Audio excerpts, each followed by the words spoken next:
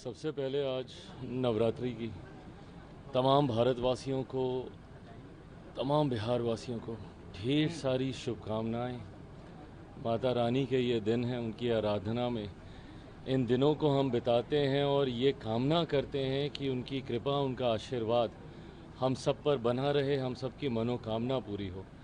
पर मैं ज़रूर कहूँगा कि माता रानी के आशीर्वाद से एक मनोकामना हमारे प्रधानमंत्री आदरणीय नरेंद्र मोदी जी ने सभी देशवासियों की पूरी की है। वो जिस तरीके से महंगाई की मार थी, मुझे याद है मैं जब से पहली बार मैंने शपथ लेने के बाद कार्यभार मैंने संभाला था खाद्य प्रसंस्करण विभाग का, इस क्षेत्र से जुड़े हुए जितने भी व्यापारी थे, जितने भी इंडस्ट्री लीडर्स थे, उनकी पिछले साल सवा साल में सिर्फ एक ही मांग रही थी जीएसटी रेट्स को रिवाइज़ करने की। जिस तरीके से अलग अलग स्लैब्स में जीएसटी रेट्स बटे हुए थे, जिसकी वजह से इंडस्ट्री को भी इस बात का एहसास होता था कि इसको कम टैक्स के दायरे में लाया जा सकता है।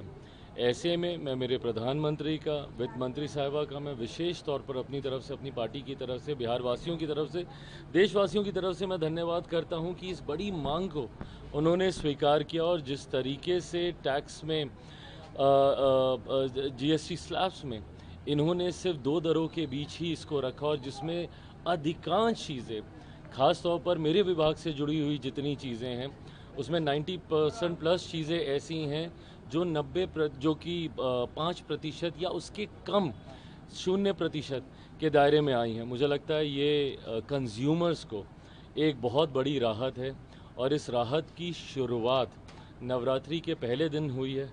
इससे और खूबसूरत लम्हा और हो नहीं सकता। लेकिन विपक्ष सवाल खड़ा करे, मल्लिकार्जुन खड़गे कह रहे हैं कि 100 खाकर हज पर चली के लिए ऐसे बयान दे रहे हैं। क्या मतलब क्या करना चाहते हैं? क्या करें कि मतलब महंगाई बढ़ा दी जाए, जीएसटी को बढ़ा दिया जाए?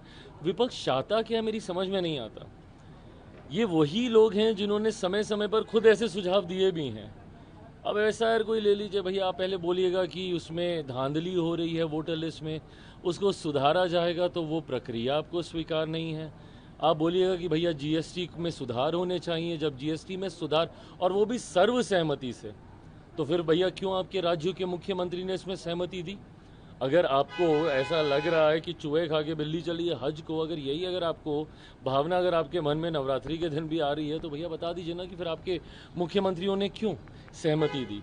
ऐसे में चिट भी मेरी, पट भी मेरी, शिकायत भी आप करेंगे, समाधान पे सवाल भी आप उठाएंगे। ये गलत सोच है। हर चीज़ पे राजनीति नहीं करनी चाहिए। कीजिए, जहाँ पे आपको लग रहा है कि हम लोग गलत है वहाँ पे कीजिए, पर हर विषय पे राजनीति ये गलत परंपरा है। राहुल गांधी है वो प्रधानमंत्री को कमजोर प्रधानमंत्री बता रहे हैं।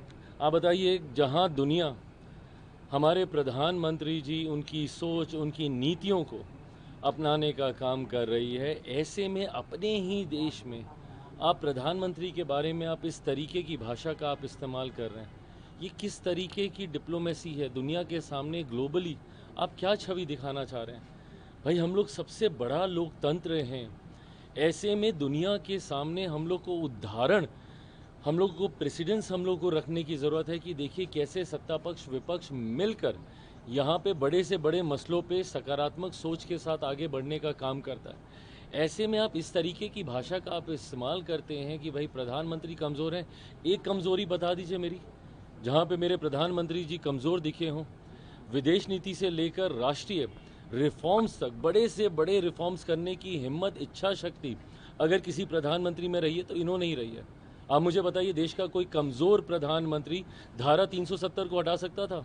या देश का कोई कमज़ोर प्रधानमंत्री राम मंदिर का निर्माण करा सकता था? या देश का कोई कमज़ोर प्रधानमंत्री जीएसटी में इतने बड़े रिफॉर्म्स ला सकता था? ऐसे में इस तरीके की भाषा का इस्तेमाल करना, इससे पहले कितने ताकतवर प्रधानमंत्रियों ने इससे पहले जाकर सर्जिकल स्ट्राइक कर दी या आतंकियों को उनके गढ़ में जाकर मारने का काम किया। तो ऐसे में आप प्रधानमंत्री को कमज़ोर कह रहे हैं। आप अपनी ताकत तो बताइए। आपके पास भी तो भैया लंबा समय था ना सत्ता में, जब आपके परिवार के लोग थे, उस वक्त आप लोगों ने क्या करके दिखाया?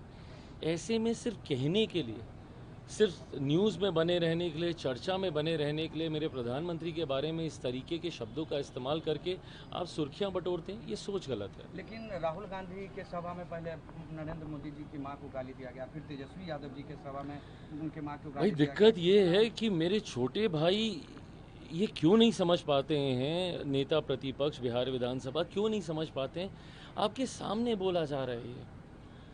और अब तो एक नहीं दो दो ऐसे विजुअल्स हैं। मैं आपको जमुई का भी लोकसभा का मैं आपको विजुअल दिखाता हूं, जहां वो मंच पे सामने खड़े हैं और ठीक उनके सामने वो व्यक्ति खड़े होकर मेरी माँ को गाली देने का काम कर रहा है। और ठीक एग्जैक्टली कॉपी पेस्ट सेम वो चीज़ दोबारा हम लोगों ने देखी कि तेजस्वी सामने भाषण दे रहे हैं और ठीक उनके सामने प्रधानमंत्री जी की माँ के बारे में इस तरीके के अपशब्दों का इस्तेमाल किया जा रहा है। एक बार अगर आप टोकते, तेजस्वी अगर एक बार टोकते तो दोबारा किसी की हिम्मत नहीं होती। बट आपका मौन रहना सहमति दे रहा है उन लोगों को। इसके बाद आप देखिएगा कितने और मंचों पे उन्हीं के सामने इसी तरीके की भाषा का इस्तेमाल किया जाएगा। कब तक भैया आप, मतलब ये भावना कहाँ से आपके मन में आ रही है? भाई मैंने तो हमेशा कहा कि मेरे लिए रावड़ी जी मेरी माँ की तरह है। मेरे सामने अगर कोई रावड़ी जी के बारे में इस तरीके से बोलता तो मैं उसको करारा जवाब उसी वक्त वहीं देता। पर ऐसे में अगर आपको लगता है कि आपकी माँ का सम्मान सम्मान और दूसरों की माँ का सम्मान सम्मान नहीं, तो ये सोच गलत है तेजस्वी जी की।